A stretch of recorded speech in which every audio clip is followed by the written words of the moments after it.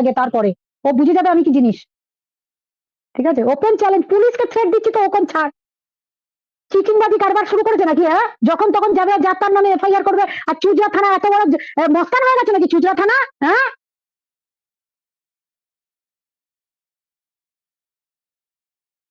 এত বড় মস্তান হয়ে গেছে চুজরা থানা যে যা খুশি তাই মনে করে নেবো নাকি? হ্যাঁ, কিসের কি কি কারবার আছে তো? ঠিক আছে, কি বলেছে না বলেছে সব পরে হবে, আপনারা সব জানতে পারবেন। ও কত বড় মস্তান আমি দেখতে চাই, আর ওর ওখানে কত গ্যাদারিং করবো, এরপরে আমার সংগঠনকে জড়াবো। যা তা বার বেড়েছে, যা তা বার বেড়েছে, সাহস কম নয় তো? সাহস খুঁচিয়ে দেবো একদম, সমাজের বুকে নোংরামি করবে, গান্ডাগি ছড়াবে, আর পিঙ্কি পালকে আর ওর মেয়েকে আমি বাঁচিয়ে বেড়াবো, সাহস নাকি? হ্যাঁ, সাহস কম নয়। চাকরি তো, ও বলছে চাকরি খাবি, আরে তুই জেলের ভাত খাবি, চাকরি খাবি কি রে? তুই জেলের ভাত খাবি আগে। তোর তুই মামায়ের কাছে মামায়ের নোটটা টাচ করতে পারবি? ক্লাস 5 পাস করেনি, অশিক্ষিত ইতো বর্বর, যখন চিংড়ি মাসির সঙ্গে মেয়েকে ভোগ করতে চায়, নোংরা ছেলে। চ্যানেলটা উড়ানোর জন্য ব্যস্ত লেগে গেছিল। আরে তপনকে আমি অনেক বলেছিলাম, অনেক বোঝানোর চেষ্টা করেছিলাম। ঠিক আছে, এই সাহসটা তপন পাচ্ছে কোথা থেকে সেটাই আমার দেখার। একমাত্র চুঁচড়া থানা, চুঁচড়া থানার এগেনস্ট আজকে শুরু করেছে অ্যাকশন। সব কটা এফআইআর নেবে, যত এফআইআর করাবো একসঙ্গে 50 থেকে 100টা এফআইআর করবো, পার ডে যাবি 4000 5000 4000 5000 করে খরচা। আর এমন সেকশন দেবো যাতে 3 মাসের আগে বেল না পাস, হাইকোর্ট করলেও যাতে বেল না পাস, সেই সেকশনে তোরা করে রেখেছিস ঘটনা। সেই ঘটনাটার জন্য জেল, জেল তোদের জরিমানা দুটোই হবে। এমন কিছু আছে ওই চ্যানেলে, যেগুলো আমরা ক্লিপিংস নিয়ে রেখে দিয়েছি। তুই ওই লেটস প্রোটেস্ট বলে যে চ্যানেলটা চলছে সেখানে মাঝে মাঝে পাবি তোরা। আবার বলতে পশুপ্রেমী, পশুকে নিয়ে বলেছে, আমার পশুকে 2 দিন আগে লোকের কাছে দিয়ে দেবো বলে পশুগুলোকে দেখে না, আজকে খাবার দেখাতে এসেছে। আর 2 দিন আগে বলছিল খেতে পায় না, ফ্রিজে কিছু নাই, আমি উঠতে পারছি না, ডাক্তার দেখায় না পশুদের।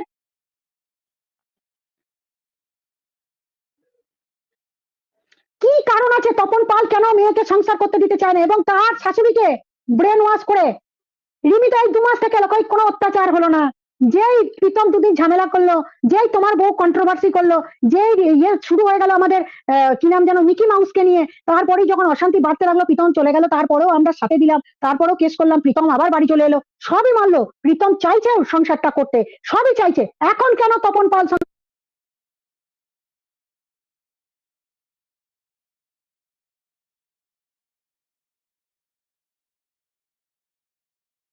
সংসার করতে চাইছে না? কিছু তো একটা কারণ আছে, কিছু তো একটা কারণ আছে তপন পাল এবং পিঙ্কির, এ জানতে হবে। এবং পিঙ্কিকে কি এমন বোঝালো যে বুঝে গেল? আবার বলছে কালকে ফোন করলি তুই, পরশুদিন তাকে আমার ফোনেতে তাকে তোরা অপমান করলি, তাহলে তুই কালকে ফোন করলে তারা ফোন ধরে নেবে? আর সঙ্গীতা চক্রবর্তী না থাকলে এই মামলাও উঠবে না, আর এই কেসও মিটবে না, এটা ঝুলতেই থাকবে। প্রশাসন গরম ওষুধ খেয়ে থাকে না, টাকা খেয়ে থাকে, যাই থাকুক, টাকা খেলেও পুলিশের যা হাল করতে জানি সেটা কেউ জানে। এত এত কথা আমি এখানে বলতে পারবো না, শুধু এটুকু বললাম, তপন যদি ভেবে বসে থাকে, ওটা মাছি মনে করি, মাছি।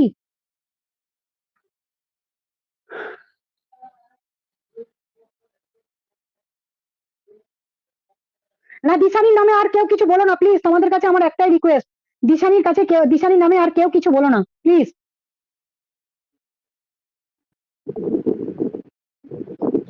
বলো চন্দনা, বলো। নমস্কার দিদি, সবার আগে বলি আমি অনেক ছোট আপনাদের থেকে। হ্যাঁ, সবাই আমার মায়ের জায়গায়, সবাই আমার প্রণাম নেবেন।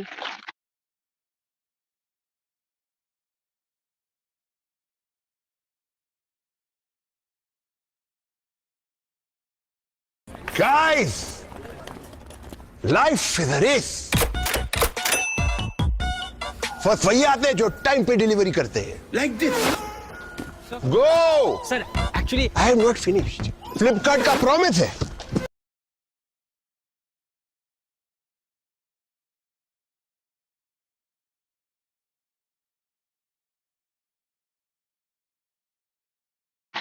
প্রথমে ওকে, বলি, নিলাম, প্রেমিকে প্রণাম তো নিচ্ছি না, একদম ছাড়া ভালোবাসা। যাবে না। হ্যাঁ হ্যাঁ হ্যাঁ, হ্যাঁ, ভালোবাসা প্রণাম সবটাই।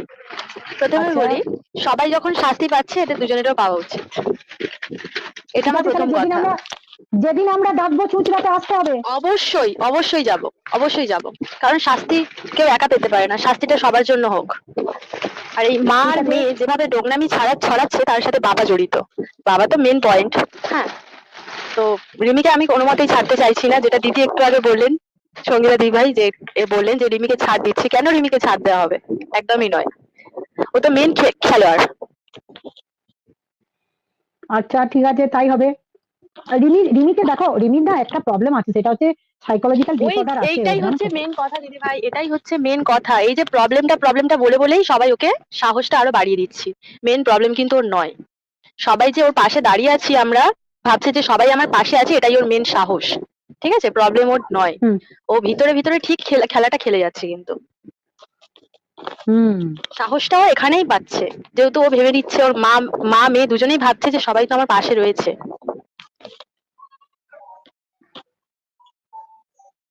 ম্যাডাম প্রীতম আচ্ছা। এসছে কি? আমি একটু ক্যামেরাটা অফ করছি। হ্যাঁ, আমি তো তোমার, হ্যাঁ অফ করো, তোমাকেই তো বললাম ধরতে। আমি ওকে আসতে বলেছি। আসতে বললে হবে না, তোমার ফোনে নাও, তোমার ফোনে নাও।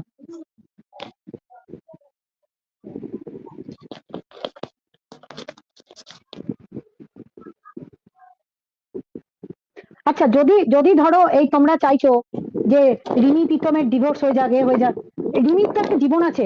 আজকে রিমি হ্যাঁ দিদি divorce ভাই, নিয়ে এটা চলে আমি যাবে। একটা কথা বলতে চাই, প্রীতমেরও একটা জীবন আছে, প্রীতম ভালোবেসে সবার বিয়ে আছে। করেছিল। একদম। ভালোবাসাটা কি এটা প্রমাণ হয় দিভাই? ভালোবাসাটা কি এটা প্রমাণ হয়? এত কিছু নোংরামোর পরে কিসের ভালোবাসা? রিমির উচিত ছিল স্বামীর এই বিপদের দিনে স্বামীর পাশে মানুষ, হাত জোড় আমরা করে আমার থাকতে মায়েদের হবে। কাছে, হ্যাঁ আমরা আমার মায়েদের কাছে গল্প শুনেছি, তারা কত অত্যাচার পরেও তারা সংসার করে গেছে। এখনো পর্যন্ত অনেক মানুষ করছে। তাহলে এত কিছুর পরেও যখন ওকে মেনে নিয়েছে, এখন সংসার করবে বলছে, তাহলে তো ওকে ভালো করে সংসারটা করা উচিত, তাই না? একদম কিন্তু ও একদম। তো সংসার করার মেয়েই নয়, কিন্তু ও কোনোদিন না, সংসার করবে না, ও সংসার করার মেয়ে ভুল নয়। ভুল। রিমিকে বোঝাতে পারছে না ওর মা। রিমিকে ওই যে যখনই ডাক্তারের কথা বলে বলছে আমার মেয়ে তো ঠিক আছে, বলছে আমার তো ও তো কিছু কোনো হয়নি। দিক দিয়েই ঠিক না দিদি ভাই, ও তো কোনো দিক দিয়েই ঠিক না। ও তো কোনো দিক দিয়ে, ওর মাও সারা জীবন এরকম করে যাবে, ও এরকম করবে, ও কোনো দিক দিয়ে ঠিক না। আমাদের যদি এরকম হতো, আমার বাবা মারা যদি আমাদের পিছনে এরকম ভাবে পড়ে থাকতো, তাহলে আমরা কি করতাম? যে থাক, আমার স্বামীর সাথেই আমি ভালো থাকবো, যেখানে আমার বাবা মা চাইছে না, আমি সমস্তটা ছেড়ে দিতাম, দিয়ে কি করতাম, স্বামীর সাথে সুখে সংসার করতাম। কিন্তু ও তো সেরকম নয়, তাই না? যেখানে দেখছে বাবা মা এত ক্ষতি করতে চাইছে। না দেখো, প্রবলেমটা কোথায় আমি বলি শোনো, ক্ষতি কেউ চাইছে না, বাবা মাটা একটু ওভার পজিটিভ, মানে আমার মেয়ের এই বিপদ হয়ে যাচ্ছে, এই আমার মেয়ে কাঁদছে। সবাই মিউট করো না, একসঙ্গে কথা বলে না, কানে নিতে পারছি না গো। অ্যাকচুয়ালি কি হচ্ছে সমস্যাটা বলো তো, ওই জায়গাতে সমস্যা হচ্ছে। সবাই ভাবছে বোধহয় প্রীতমের মাও কিন্তু ছেলের জন্য প্রচন্ড পজিটিভ, এই আমার ছেলে চাটাচ্ছে, বউয়ের সঙ্গে ঝামেলা হচ্ছে, বসে যাচ্ছে প্রীতমের মা ছেলে বউয়ের কাছে, ঠিক আছে। আবার ওই দিক থেকে রিমি কান্নাকাটি করলে ওর বাবা মা ভাবছে কি আমার মেয়েটার উপর চরম বিপদ হচ্ছে। হ্যাঁ, এটা নয় কিন্তু, এটা একদম ভেবো না। প্রীতম ইয়ে কর, তোকে দেখতে পাচ্ছি না, অন কর, ক্যামেরা অন কর প্রীতম, ক্যামেরাটা অন কর, নাহলে নিতে পারছি না। কেটে গেল, ক্যামেরা অন না করলে তো নিতে পারবো না বাবা। আচ্ছা, তুই আমার লাইভে আসতেই পারিস, অসুবিধা নেই, আমি যেহেতু তোর ইয়েতেই, তোর এই কমপ্লেনার, তুই আমার এখানে আসতেই পারিস, অসুবিধা হবে না। আচ্ছা যাই হোক, যেটা বলছিলাম সেটা হচ্ছে যে যেটা দরকার ছিল সেটা হচ্ছে যে এদের বাবা মা গুলোরও একটু বোঝার দরকার আছে, এই ছেলে মেয়েগুলো আস্তে আস্তে বড় হচ্ছে, এদেরকে স্পেস দেওয়া দরকার, ঠিক আছে। সেই স্পেসটা কিন্তু এরা পাচ্ছে না, মিষ্টি এসে তো সেই স্পেসটা এদেরকে দিলেই না এরা আস্তে আস্তে সংসারগুলো করতে পারবে। ওটা প্রীতমের সঙ্গে ভিডিও ছাড়েনি গো, ওটা ওর নিজের যে ওয়াইফ, যে হাজবেন্ড হবে সেই ছেলেটি। পুলিশ প্রশাসন আমরা সবাই জানি ছেলেটি চরম ভালো ছেলে, এবং সত্যি একটা ভালো ছেলে চয়েস করেছে দিশানি, যে ছেলেটি সত্যি ভালো ছেলে। ওটা নিয়ে চাপ নেবেন না, ওটা প্রীতমের সাথে না, ওটা ও হবু বরের সাথে ছেড়েছে দিশানিকে নিয়ে। প্লিজ সকলের কাছে আমার অনুরোধ, আচ্ছা, হ্যাঁ, দিশানিকে এখানে নিয়ে কোনো একটাই বাজে কথা, কথা বলো। এখানে একটাই কথা, দিশানিকে সবাই ছেড়ে দিক না, ওর মতো ভালো আছে, ছেড়ে দিক দিশানিকে। ঠিক ঠিক এখানে বারবার দিশানির কথা আসছে কেন? ঠিক ঠিক, একদম শুনতে পারিনি। প্রীতম বললাম, সুযোগ দিলাম তো যে এসে বলুক, এখানে ওপেন টু অল, সকলের কাছেই ডাকুক। প্রীতম ক্যামেরা অন না করলে আমি নিতে পারবো না, তুই যে প্রীতম সেটা আমাকে দেখতে হবে, ক্যামেরাটা অন কর, ক্যামেরাটা অন কর, দেখতে পাচ্ছি না তোকে, তোর মুখটা দেখা, মুখটা দেখা। হ্যাঁ ব্যাস, দাঁড়া, হ্যাঁ বল বলো আমাকে, বল মামাইদি তুই বললো, মামাইদি বললো তুমি হ্যাঁ লাইভে আসতে বলেছো। এবার আমার তো আমি পারমিশন বলেছি নেই কোনো বলেছি জায়গা থেকে মুখ ফুক দেখানোর বা লাইভে আসার। সেই কারণে আমি বলেছি, মামাইদিকে তুই জিজ্ঞেস দেখা। করলাম আগে তুমি পারমিশন নাও। দিদি বললো ঠিক আছে তুমি লাইভে আসতে পারো, দিদি কথা বলে নিয়েছে। সেই কারণে আজকে দেখ এলাম। তোদের বিষয়টা যেহেতু সকলে আজকে ওয়াইটিতে তোদের সকলে সবকিছু সামনাসামনি দেখেছে। আচ্ছা হুম। প্রীতম তুই আমায় একটা কথা বল, যে আমরা বলো। যেটা চাইছি, রিমি যেটা চাইছে এবং সকলে যেটা চাইছে, আমরা যেটা চাইছি, হুম। তুই অন্তত ভালো ব্লগ কর, কোনো কন্ট্রোভার্সি দুনিয়ায় তুই থাকিস না, এটা কি তুই পারবি? আমি তো দিদি তোমাদের প্রতিটা কথা এগ্রি করেছি, বলো। আমি ক্ষমা চেয়ে বারবার এগ্রি করেছি, আমি তো বলেছি আমি কোনো কারো ব্যাপারে থাকবো না, এমনকি যদি আমি পরবর্তীতে ভুল করে দিই আবার স্টেপ নিও আমার ব্যাপারে। ব্যাস। আর একটা কথা হচ্ছে, তুই কেন রিমিকে নিজে, তোর তো বউ, তুই কেন তোর বউকে ফোন করছিস না? আমি তো এটাও এগ্রি করলাম, তোমরা বললে আমি ফোন করবো, তোমরা বলো ওকে আমি বাড়ি থেকে নিয়ে আসবো, আমি হচ্ছে সংসার করতে রাজি আছি, কিন্তু ও তো দেখলাম মানে ওর বাবার উপর দিয়ে ডবল কালকে আগের দিন তুমি তো দেখলে কিভাবে কথা বললো, যে ও রেজিস্ট্রেশন না করলে সেটা আমি ওর বাড়িতে ঢুকবো না। রাগের চোটে, আমার কথা হচ্ছে ও রাগের চোটে বলেছে। রাগ তো স্বামী স্ত্রীর মধ্যে হয়, হাজার ঝগড়া হয়।